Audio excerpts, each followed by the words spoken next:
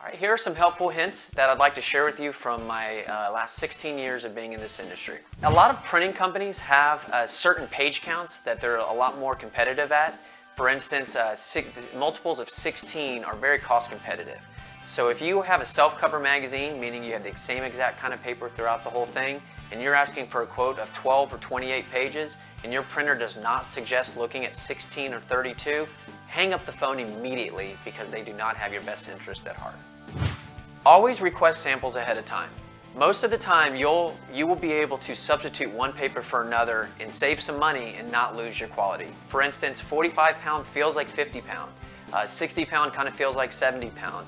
8 point can often replace 10 point. But again, it comes down to your preference, but I highly suggest you get samples, make sure you feel and touch them for yourself so you can choose the best option for you and hopefully save a few bucks along the way. People always do judge books by their cover, and that hasn't changed with magazine printing. So my suggestion is always invest in your cover over the inside pages. Sometimes you can downgrade just a slight bit on the inside and upgrade your cover.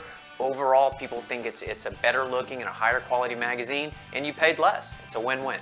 Some final trim sizes are more cost competitive for certain printers than others. For instance, digest size 5 3/8 by 8 3/8 or standard 8 3/8 by 10 7/8 are very cost competitive sizes.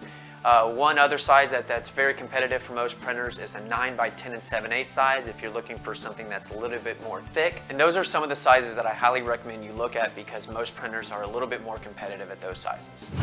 All right, that concludes the elements behind getting a printing bit. We hope you found this information helpful, and if you are interested in getting some more information from our company, we'd love to show you what we can do.